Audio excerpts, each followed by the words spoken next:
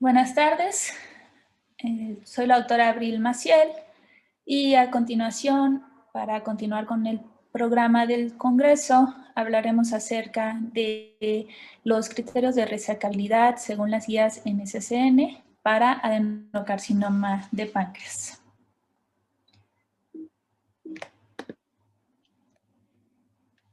El cáncer de páncreas es una neoplasia bastante agresiva, conocida por todos. El adenocarcinoma de páncreas corresponde al tumor sólido más frecuente de este órgano. En sí, en el mundo, pues tiene una alta mortalidad.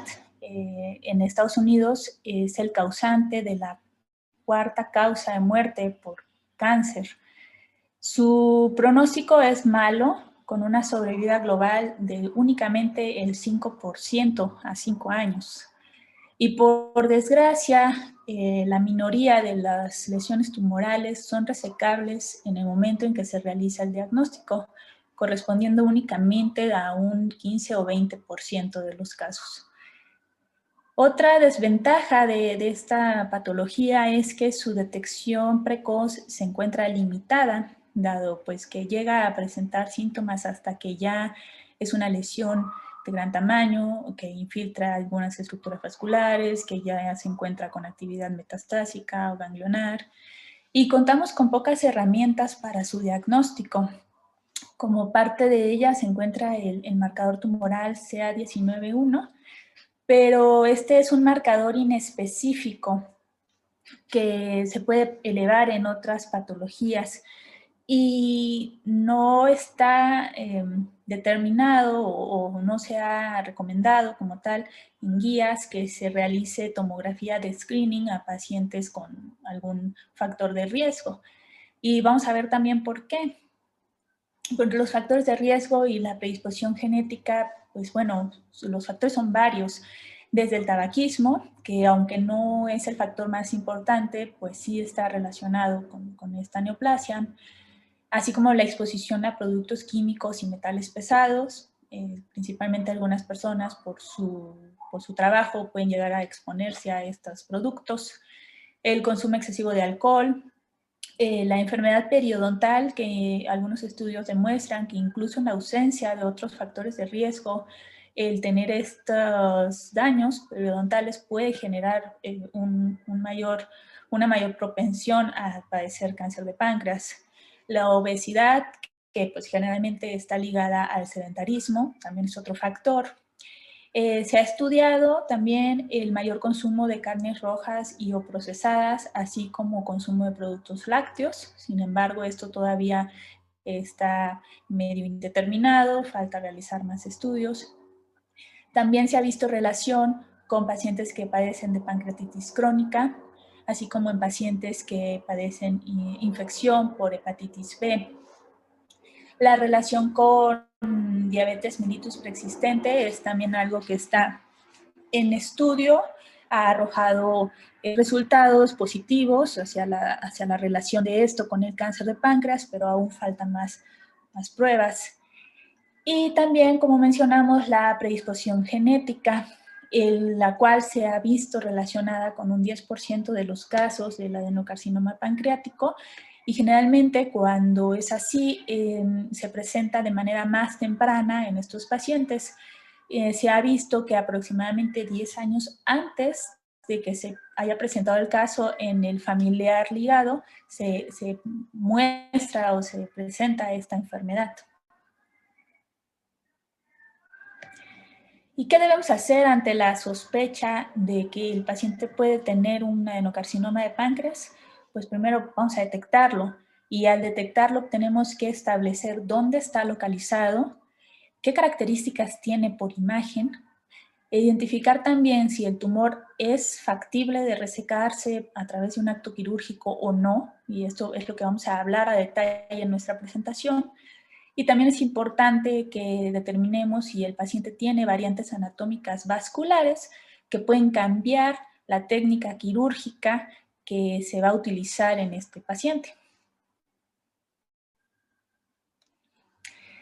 ¿Qué es lo que podemos encontrar al hablar de un adenocarcinoma de páncreas? Lo más frecuente es que en el páncreas se localice un área focal de menor densidad. Esta área generalmente, bueno, siempre se encuentra sin una cápsula, sus contornos son mal definidos, son irregulares, y es muy común que se acompañe de reacción desmoplásica en la periferia, como en el caso que se encuentra en esta imagen, una pequeña área focal, hipodensa, sin una cápsula, es irregular, localizada en la cabeza del páncreas. Eso es lo que más frecuente vamos a encontrar. Sin embargo, en un 20% de los casos puede haber una lesión o un compromiso difuso del órgano, de la glándula pancreática, y esto hace un poquito más difícil su caracterización. Todavía un poco más complejo es cuando la lesión es isodensa al parénquima pancreático, y esto se llega a presentar hasta en un 11% de los casos. Cuando la lesión es isodensa, generalmente solo lo logramos detectar por la presencia de signos indirectos, como la presencia de la imagen en doble conducto o del conducto interrumpido, así como la atrofia parenquimatosa distal a la lesión, como en esta imagen que se observa aquí. Pues la lesión es hipodensa y es una lesión bastante grande, que podemos delimitar, pero podemos ver uno de los signos que nos mencionan, ¿no? Como el conducto pancreático de manera distal a la lesión se encuentra dilatado, el parénquima circundante se encuentra atrófico y además se interrumpe la continuidad del conducto. La tomografía pues, se considera una herramienta diagnóstica muy importante para estos casos, con una sensibilidad de entre el 89 al 97%. Sin embargo, debemos considerar que cuando son lesiones pequeñas de unos 15 milímetros de diámetro, la sensibilidad disminuye marcadamente hasta un 67%. Pero pues aquí es cuando nos apoyamos de otras herramientas como son la resonancia magnética o el ultrasonido endoscópico.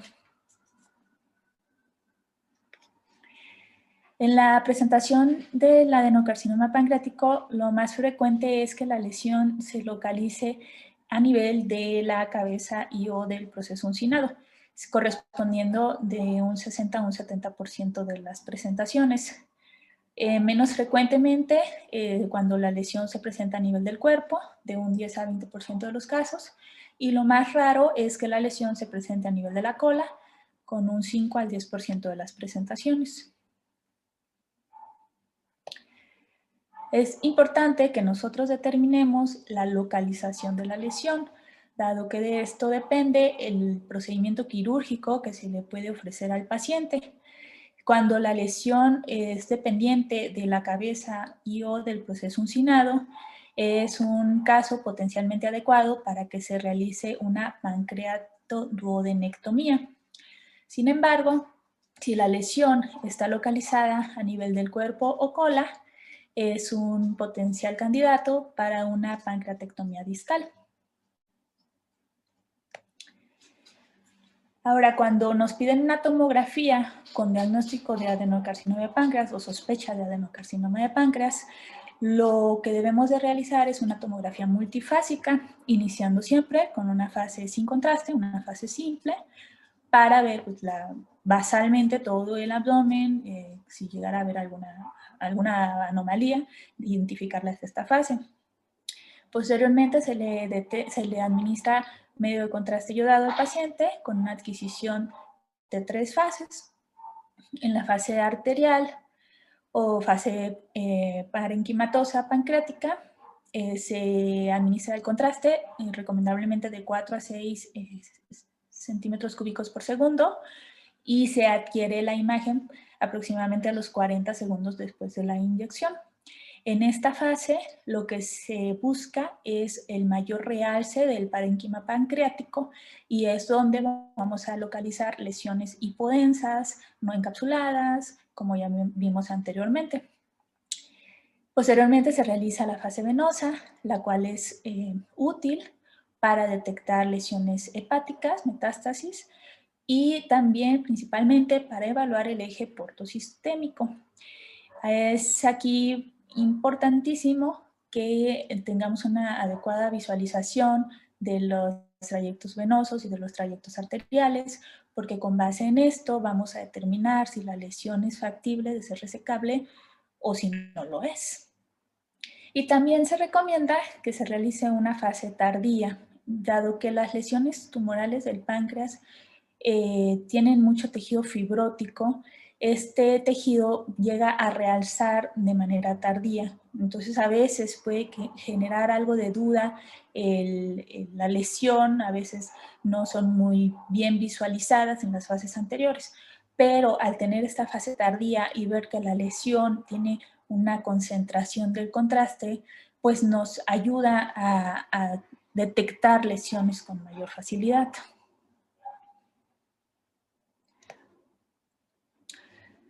Ahora, en el modelo del reporte se recomienda siempre tener un orden para que no vayamos a obviar o a dejar pasar algún detalle de la evaluación de las lesiones. Lo primero, pues una vez que detectamos la lesión, debemos determinar cómo se visualiza en la fase pancreática, ya sea que su comportamiento sea hipodenso, isodenso o más denso que el parénquima del páncreas. Debemos siempre hablar pues, de su tamaño, su dimensión máxima, principalmente en centímetros. A veces estas lesiones no son medibles, como vimos en 20% de los casos son lesiones difusas, afectan a todo o gran parte del páncreas. La localización, como hablamos, si depende de la porción de la cabeza, del cuerpo o de la cola. Si condiciona obstrucción o dilatación del conducto pancreático. Y si además tenemos la presencia de obstrucción de la vía biliar. Cuando son lesiones de la cabeza y del proceso uncinado, frecuentemente encontramos dilatación de vía biliar y pues nos va a generar la marcada ictericia y el síndrome colestásico que lleva al paciente a buscar atención médica y a veces hasta puede ser bueno porque gracias a eso identificamos la lesión. Sin embargo, en lesiones del cuerpo o cola, pues no se genera esta obstrucción y el paciente desgraciadamente llega a buscar atención médica de manera más tardía.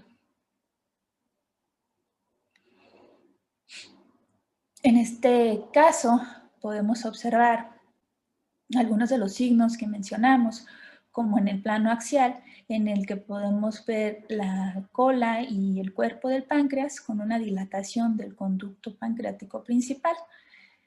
A nivel del proceso uncinado se documenta una lesión hipodensa, no encapsulada, irregular, francamente difícil de delimitar y se acompaña también de un estrechamiento marcado del conducto colédoco, como vemos aquí, y una dilatación retrógrada del mismo.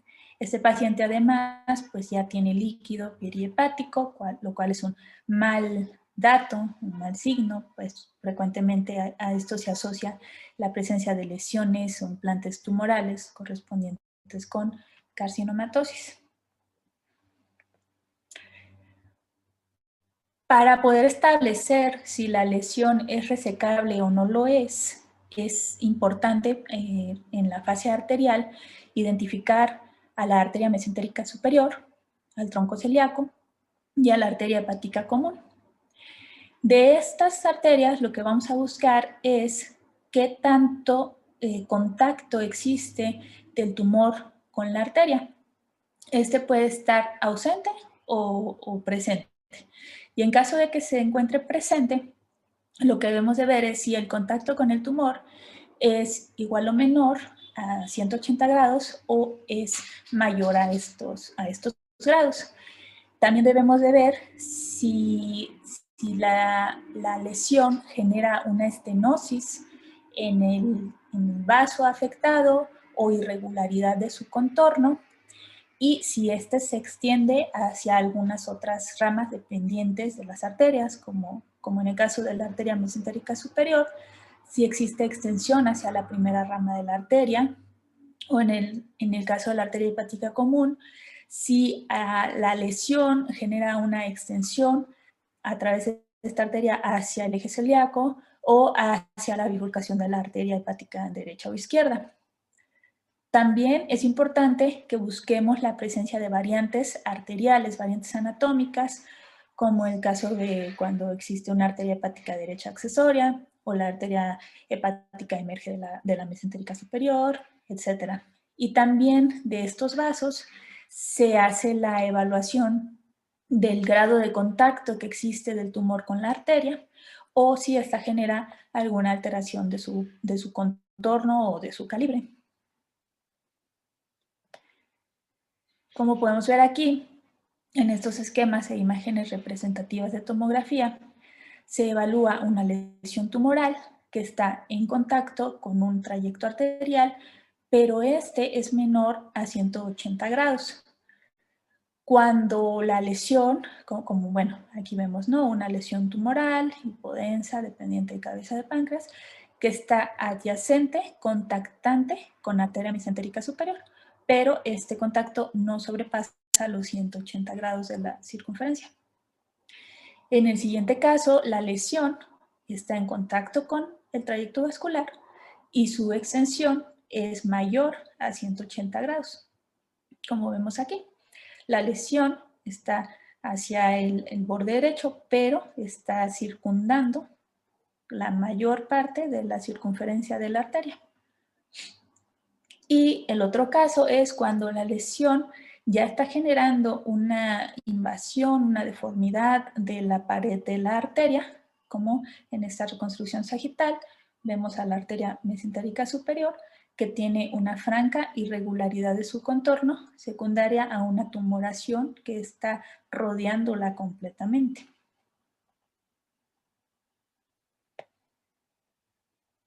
En este otro ejemplo vemos la lesión tumoral, la arteria mesentérica superior, y esta región señalada con la flecha es parte de la tumoración que contacta, pero en una muy poca medida, a la arteria mesentérica. Y en el plano sagital, la reconstrucción, pues vemos nuevamente que el contorno de la arteria está respetado. A pesar de que hay un contacto de la tumoración con la arteria, esta no genera una deformidad o estenosis de la arteria. Otro caso, una tumoración de páncreas a nivel de cuerpo, contacta al tronco celíaco en este caso, esto es el tronco celíaco, su rama esplénica, y si hay aquí una zona que se disminuye el calibre, vemos de nuevo en la reconstrucción sagital. Entonces, la fase arterial es indispensable para poder hacer la estadificación de la tumoración, ver si esta es candidata a realizarse una resección o si no lo es. De igual manera, como mencionamos, hay que realizar la fase venosa. Aquí vamos a evaluar principalmente a la vena porta, a la vena mesentérica superior. Estas dos estructuras son las que más frecuentemente se llegan a afectar ante la presencia de una lesión tumoral. Lo que vamos a buscar es lo mismo que en las arterias, cuál es el grado del contacto del tumor con las estructuras vasculares, si es menor, mayor a 180 grados, si está generando una irregularidad en el contorno del vaso, es decir, la atenuación de la periferia de la vena se encuentra de manera borrosa. Nos hablaría también de una infiltración por la reacción desmoplásica. Si hay extensión hacia las venas de drenaje de la mesentérica superior. Y aquí vamos a buscar la presencia de trombos en el interior de las venas, así como a nivel de venas colaterales. Entonces podemos ver en los esquemas un contacto menor a 180 grados, un contacto mayor a 180 grados, pero sin una irregularidad de la pared. En este otro caso hay un contacto menor a 180 grados, pero se genera una impronta y una irregularidad en el contorno de la vena. Y en este otro esquema vemos la conocida deformidad en gota o en lágrima, en el que la lesión tumoral está infiltrando a la pared de la vena y genera una distorsión.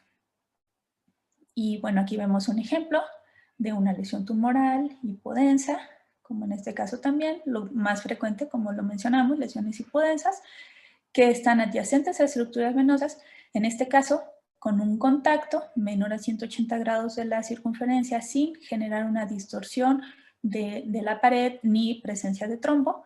Y en este otro caso, en el que ya se observa una irregularidad de la pared, incluso una pequeña deformidad en forma de gota. En estas imágenes igual vemos una lesión tumoral hipodensa. Esta es la vena mesentérica superior y con la flecha señalamos el contacto que tiene la tumoración con la vena, el cual no sobrepasa los 180 grados y respeta el diámetro de la vena. No hay trombo en el interior. En este otro caso, la tumoración adyacente a la vena mesentérica superior con un contacto más o menos de 1 centímetro, pero que no está condicionando cambios en la pared de la vena. A diferencia de estos ejemplos en los que la lesión tumoral está circundando a la vena, aquí estamos viendo que hay lesión por delante y también por la región posterior, y que genera un estrechamiento concéntrico e irregular de la vena. Esto también se acompaña de un engrosamiento difuso de la pared de la vena. En la reconstrucción coronal se logra ver un poco mejor ese estrechamiento secundario a la tumoración.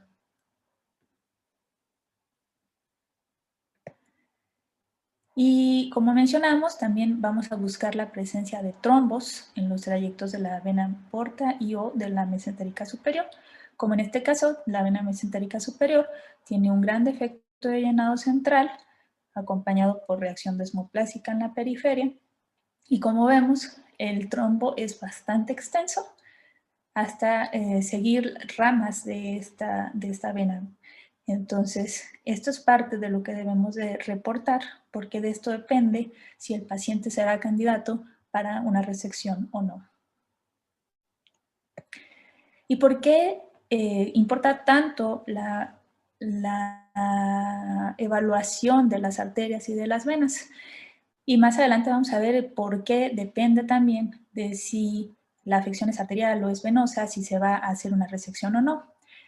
Pues está estudiado que al intentar una reconstrucción arterial en una cirugía, la mortalidad es alta, hasta en un 34% de los casos, mientras que la mortalidad por una reconstrucción venosa es del 2.7% de los casos, que igual conlleva un riesgo, pero este es significativamente menor.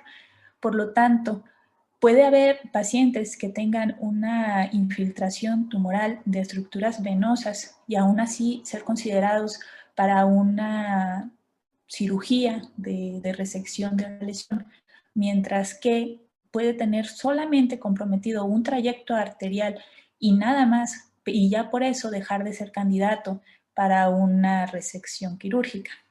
Y aquí está el porqué, por el incremento tan marcado de la mortalidad al tener que hacer una reconstrucción arterial. Cuando estamos evaluando una tomografía con un paciente con un adenocarcinoma de páncreas, no nos debemos limitar únicamente a la lesión. Tenemos que hacer una evaluación extrapancreática en búsqueda de lesiones metastásicas. De los primeros órganos que se van a ver afectados con esta patología se encuentra el hígado. Y la búsqueda de lesiones hepáticas, primero, una vez que determinamos que sí se encuentran presentes, debemos de ver qué características tienen, ya sea sospechosas, indeterminadas o benignas. Las lesiones metastásicas hacia el hígado generalmente son hipodensas, hipovasculares, con una distribución difusa, sin una cápsula definida. Y al tener lesiones presentes, pues ya cambia el pronóstico y el manejo que se le puede ofrecer al paciente. En el caso de que las lesiones sean indeterminadas, a veces son muy pequeñas o a veces se pueden llegar a confundir incluso con lesiones quísticas, se sugiere que se haga evaluación con otro método como resonancia magnética y difusión. Y ahí cuando se identifica que a pesar de ser una lesión única y muy pequeña, sin reforzamiento, la lesión presenta restricción a la difusión, pues ya tenemos el diagnóstico de que es una lesión metastásica y cambia completamente lo que se le puede ofertar al paciente. La búsqueda de ganglios en el peritoneo, en el omento, es básico también. De esto va a determinar si el paciente puede ser candidato a resección o no. La presencia de ascitis como un signo de carcinomatosis. Cuando los ganglios linfáticos son sospechosos, pues debemos también de mencionar la localización, que pueden ser portahepatis, paraórticos, celíacos, etc. Y también la invasión a otras estructuras adyacentes, mencionar cuáles son los órganos afectados. Y, por ejemplo, en estas imágenes tenemos diferentes tipos de lesiones secundarias a una tumoración pancreática, que a pesar de ser pequeña y de localizarse a nivel de la cola, pues al momento de que se realizó el diagnóstico ya se encontraba actividad metastásica a hígado. Aquí vemos varias lesiones hipodensas en el parénquima hepático, incluso pues también algunas lesiones esplénicas. En ese otro caso, la lesión bastante irregular, contracción desmoplásica, se extiende por contigüidad hacia el vaso. Y aquí ya pues este órgano afectado nos va a cambiar el pronóstico del paciente. La presencia de adenopatías, que vemos que tienen pérdida de hilo graso, y pues como en este otro caso, una lesión bastante grande, hipodensa, con reacción desmoplásica en la periferia, que se extiende hacia el mesenterio y se acompaña de múltiples crecimientos ganglionares con características malignas. Ahora, evaluando lo que ya hablamos acerca del compromiso arterial, venoso y de órganos adyacentes, tenemos que establecer si la lesión es factible de resecarse o no lo es. Como mencionamos, puede haber afectación venosa sin que esto sea un criterio de irresecabilidad. Cuando el contacto, cuando la lesión no tiene contacto ni con las venas, ni con arterias, se considera que es una lesión resecable. Pero incluso puede haber un contacto con alguna de estas venas que sea menor a 180 grados sin generar irregularidad del contorno y seguir siendo una lesión resecable. Cuando tenemos esto, pues es el mejor panorama que le puede esperar al paciente porque se le puede ofrecer una alternativa quirúrgica a su problema. ¿Qué hacer cuando el paciente está como que sí hay contacto con algunas, pero no tanto? Entonces, la lesión se considera borderline. ¿Cuándo es esto? Cuando con alguna estructura venosa el contacto sobrepasa los 180 grados o es menor a 180 grados sin alterar el contorno y sin tener trombosis de la vena. Incluso puede haber contacto con la vena cava inferior y se sigue considerando una lesión borderline. En cuanto al compromiso de la arteria hepática común, si la lesión tiene contacto con la arteria, pero no se llega a extender al tronco celíaco o a la bifurcación de la arteria hepática, también se puede considerar una lesión borderline.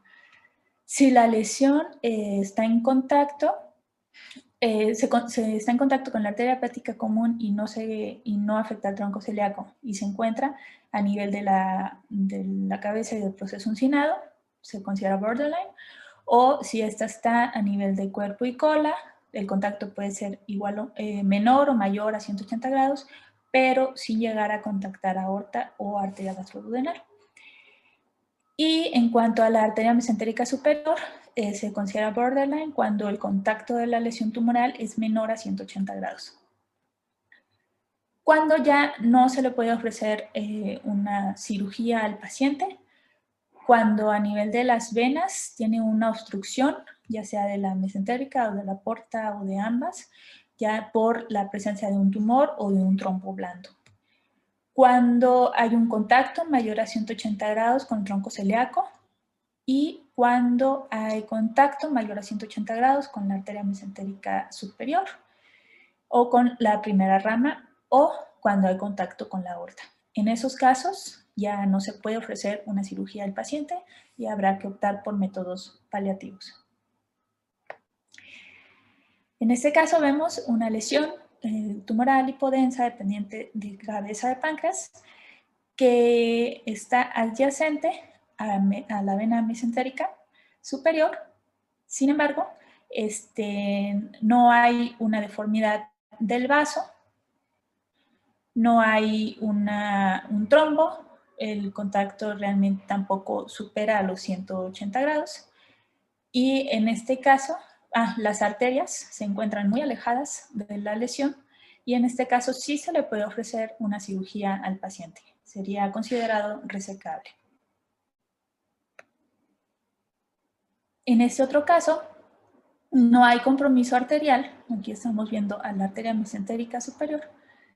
La lesión tiene una distancia con interfase grasa entre la tumoración y la arteria, pero sí hay un compromiso de la vena mesentérica superior. Hay una irregularidad de la pared. Aquí es el cirujano quien debe determinar si el paciente puede ser llevado a quirófano para intentar hacerle una reconstrucción venosa y resección de la lesión.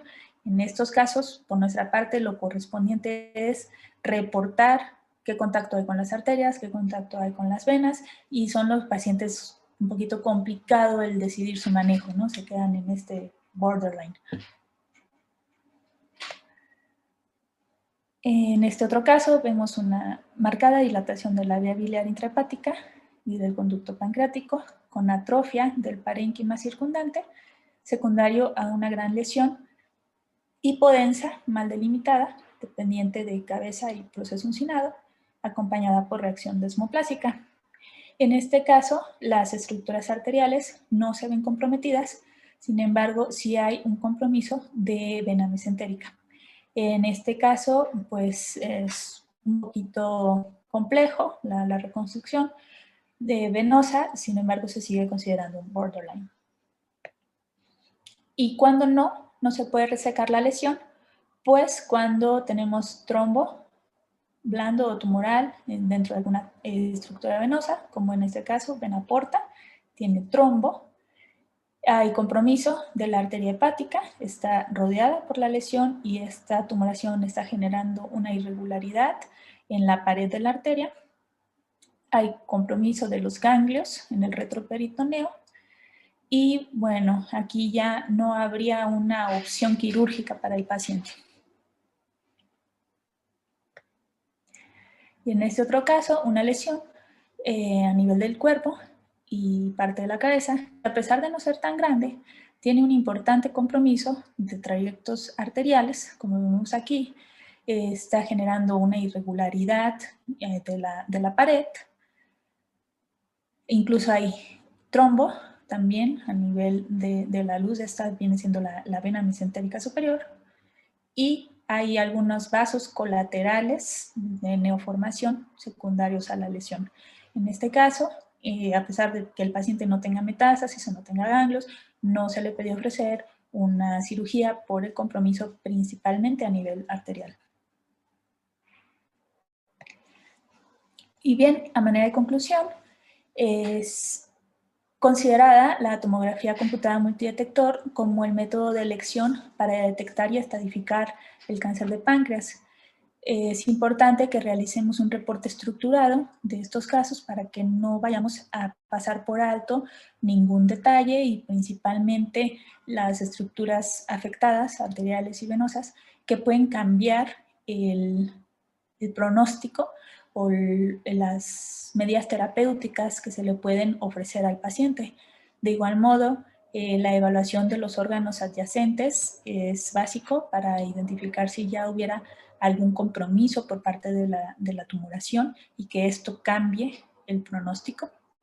Y el diagnóstico precoz, aunque es difícil de realizar en estos casos, puede significar la oportunidad de que se le realice una resección quirúrgica completa de la lesión y un mejor pronóstico para los pacientes, aunque sabemos pues que en sí esto es un pronóstico malo y pues hay que tratar de ofrecer la mejor calidad de vida a nuestros pacientes. Muchas gracias.